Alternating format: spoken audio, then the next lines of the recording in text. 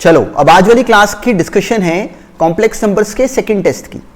अब देखो बड़ी फिक्स मिस्टेक्स हैं, बड़ी पक्की मिस्टेक्स हैं जो कि करते हो, और बार बार याद रखना, अपना काम खराब नहीं करना टेस्ट मिस करके।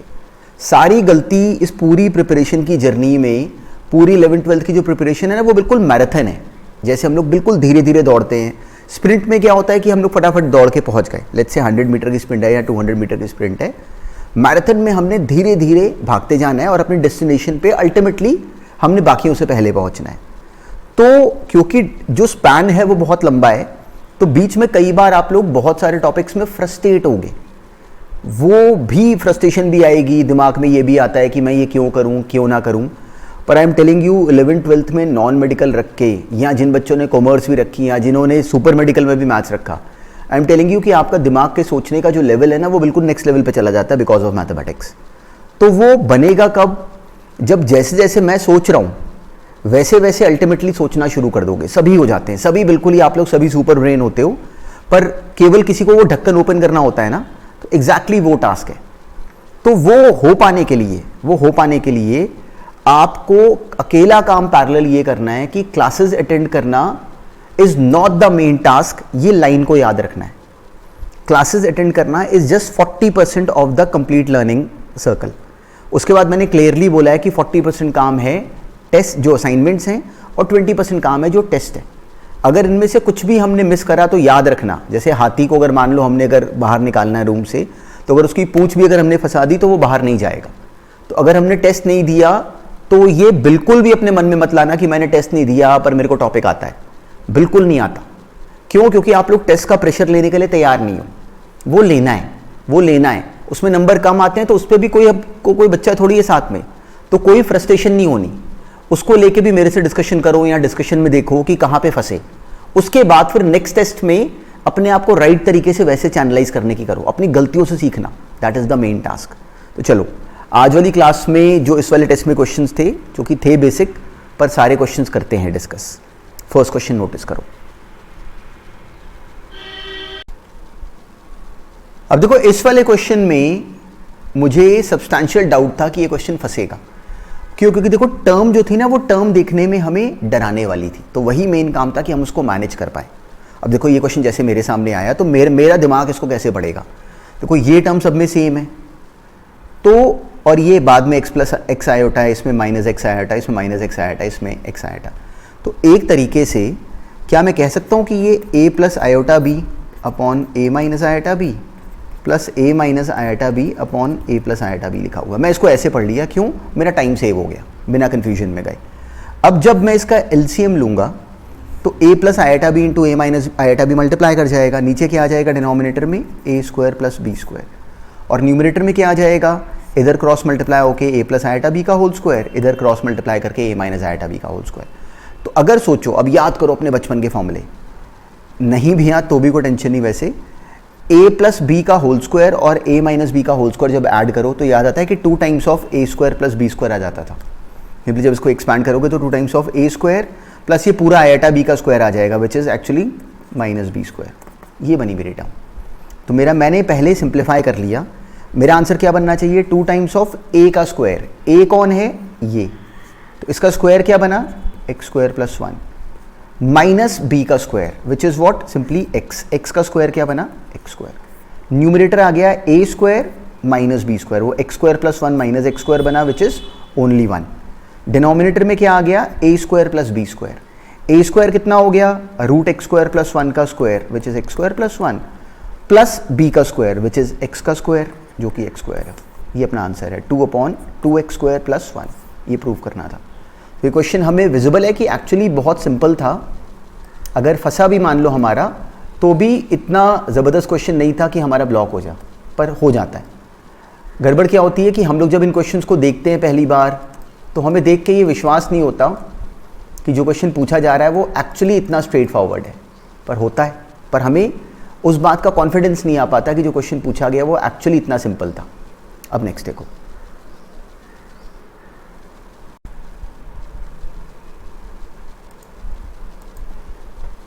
अब देखो ये क्वेश्चन एक्चुअली मैंने क्लास में भी कराया हुआ है, और हमने ये डिस्कशन में भी समझा था इस बात को कि इसका सेंस क्या है। मुझे अगर ये प्रूव करना है, अब देखो इसको मैं पढ़ता कैसे, कन्फ्यूजन में नहीं जाना।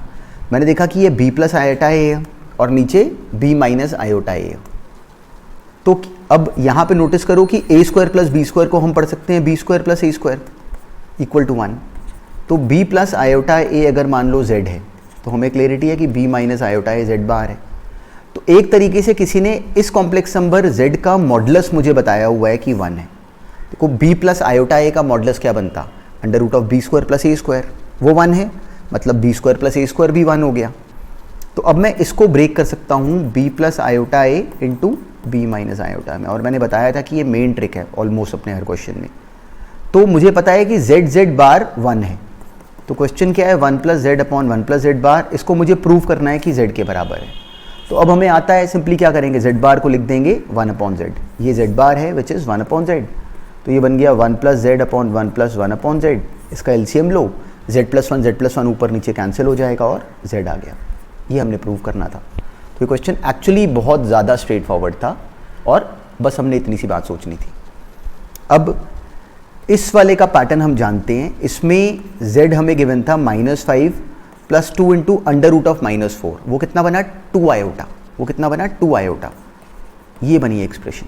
तो हमें क्लैरिटी है कि -5 प्लस 4 आयोटा। अब इन क्वेश्चंस में मैंने क्या सिखाया है कि ये नहीं करते कि z की वैल्यू ये उठाएं और यहाँ पे डाल दें, ये नहीं करते। तो हम क्या करते हैं, हम इस z को लेके, इस z को लेते हुए हम इसमें एक रैशनल एक्सप्रेशन हम इसमें क्रिएट कर लेते हैं इस z की वैल्यू से। कैसे करते हैं, आयोटा वाली टर्म को हम अकेला कर देते हैं, जैसे हमने सुना था क्लास में। तो हमने लिखा z plus 5 is equal to 4 iota, इसकी हमने स्क्वायरिंग करी तो हमें मिल गया z square plus 25 plus 10z, ये बराबर आ गया -16 के। तो मिल गया कि z square plus 10z plus 41 बराबर है 0 के। अब हम क्या करते हैं, इस एक्सप्रेशन में इसको क्रिएट करवाते हैं। कैसे, सिंपली इस टर्म से इसको डिवाइड कराते हैं विच इज सिंपल डिवीजन। वो डिवीजन करा के फिर बाद में हम लोगों ने मैनेज कर लिया, जो कि हम लोगों ने प्रोसेस देखा हुआ इसके बाद। पर इस क्वेश्चन के सेंस में मुझे ये चाहिए था, किसी बच्चे ने अगर बोला कि अगर मैं ऐसे कर दूँ कि मैं ये वैल्यू यहाँ पे पुट करा दूँ तो क्या गलत है, तो उससे मैं सिंपल सी बात पूछता हूँ कि भाई दिल्ली से मुंबई पैदल जाना क्या गलत है, या साइकिल पे जाना क्या गलत है? तो गलत नहीं है, पर हमें ऐसे जाना नहीं चाहिए। क्यों? क्योंकि लंबा पड़ेगा। तो हमने लंबा रूट अडॉप्ट नहीं करना होता, long route is wrong route. ये बात मैंने क्लास में कई बार बोली है। हमने क्वेश्चन करना भी है और हमने शॉर्टेस्ट पॉसिबल तरीकों से भी करना है, हमने करना भी है और हमने जल्दी भी करके दिखाना है एग्जामिनर को कि देखो हम तो इतनी तेज़ कर सकते हैं। उसके लिए हम लोग ये जो हम लोगों ने मेथड सुनाई ये क्यों कर रहे हैं, क्योंकि हमें नज़र आया कि इस तरीके से करे जाने पे ये क्वेश्चन कहीं गुना फास्ट हो जाएगा।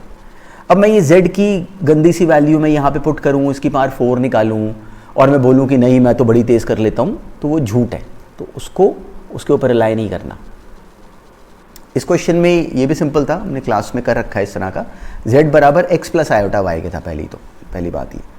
तो mod z which is under root of x square plus Y square plus x plus iota y, ये बराबर था 2 प्लस आयोटा के।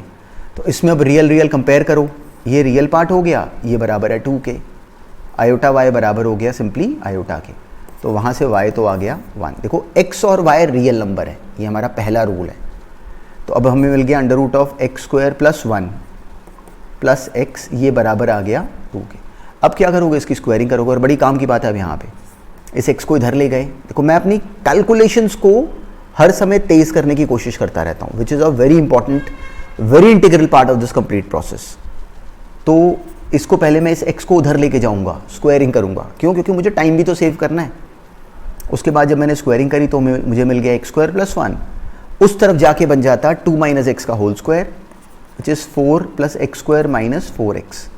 एक्स स्क्वायर कैंसिल हो गया, मुझे मिल गया कि 4x इज इक्वल टू 3, वहाँ से x आ गया 4x आ गया 3, वहाँ से x आ गया 3/4। ये बनी x की वैल्यू, y की वैल्यू 1। अच्छा, अब यहाँ पे याद है मैंने क्लास में ये बताया है कि जब हम स्क्वायरिंग करते हैं तो एक्स्ट्रा आंसर बनने का रिस्क रहता है। इस क्वेश्चन में जब भी कभी स्क्वायरिंग करो आंसर को बनाने के लिए, जब भी कभी हायर पावर पे रेस करो, तो जो अपना आंसर बना उसको एक बार हल्का सा बैक चेक करके देख लिया करो। इस केस में जब मैंने 3/4 देखा तो वो सेटिस्फाई कर रहा है, कोई टेंशन नहीं है, इसलिए ये आंसर हो गया। तो 3/4 प्लस आयोटा, ये इसका फाइनल आंसर बनता। और ये इस क्वेश्चन का कंप्लीट सेंस था और इजी था।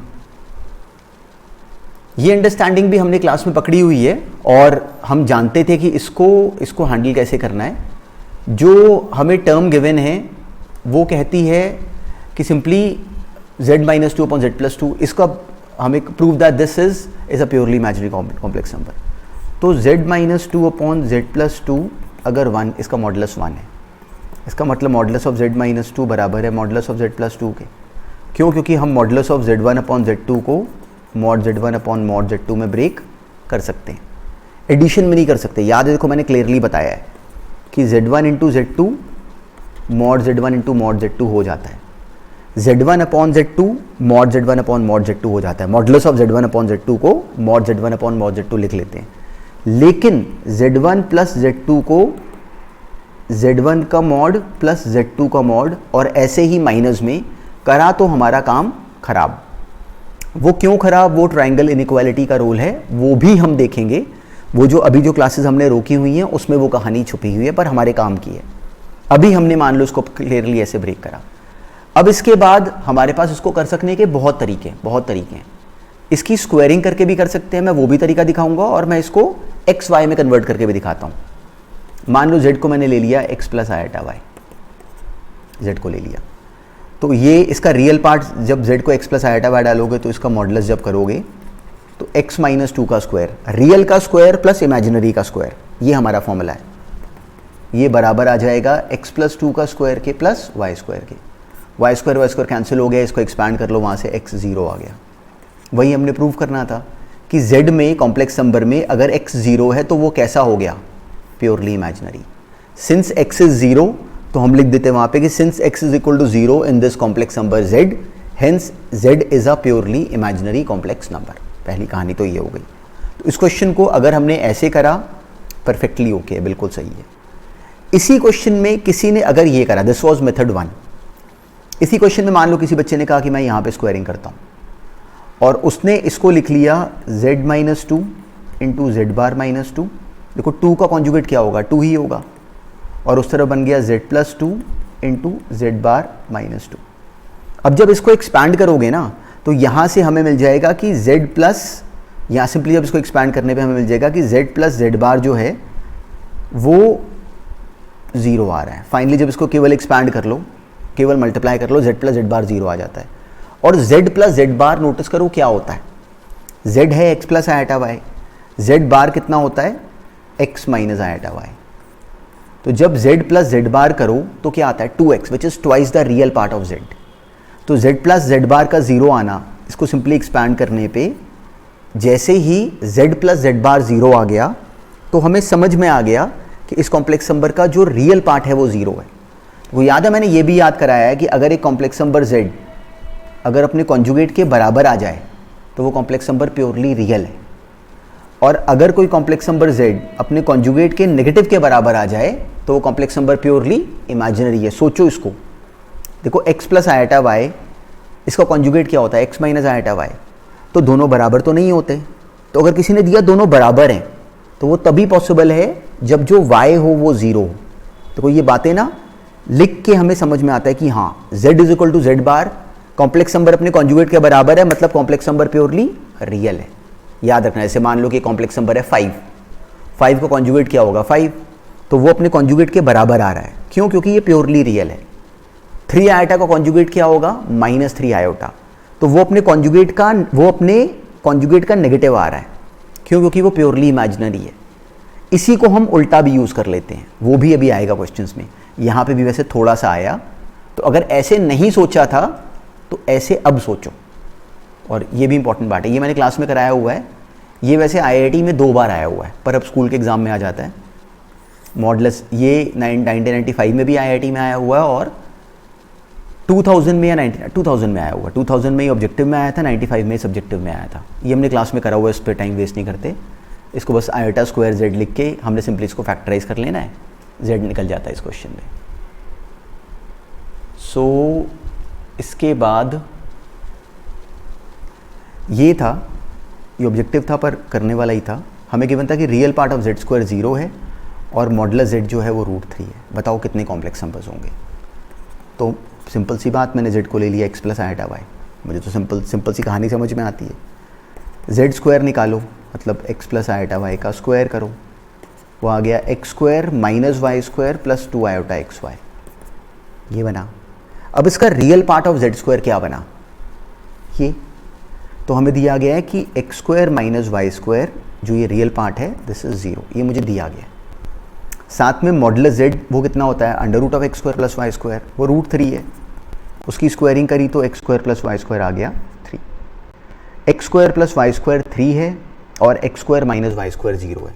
अब मैं इन दोनों को अगर ऐड कर लूँ तो 2x स्क्वायर कितना आ गया 3, वहाँ से x स्क्वायर आ गया 3/2, x आ गया प्लस माइनस √3/2, x आ गया प्लस माइनस √3/2 और y भी आ गया प्लस माइनस √3/2। तो उसके नंबर ऑफ सॉल्यूशंस कितने बने, क्या विजिबल है कि 4 बने।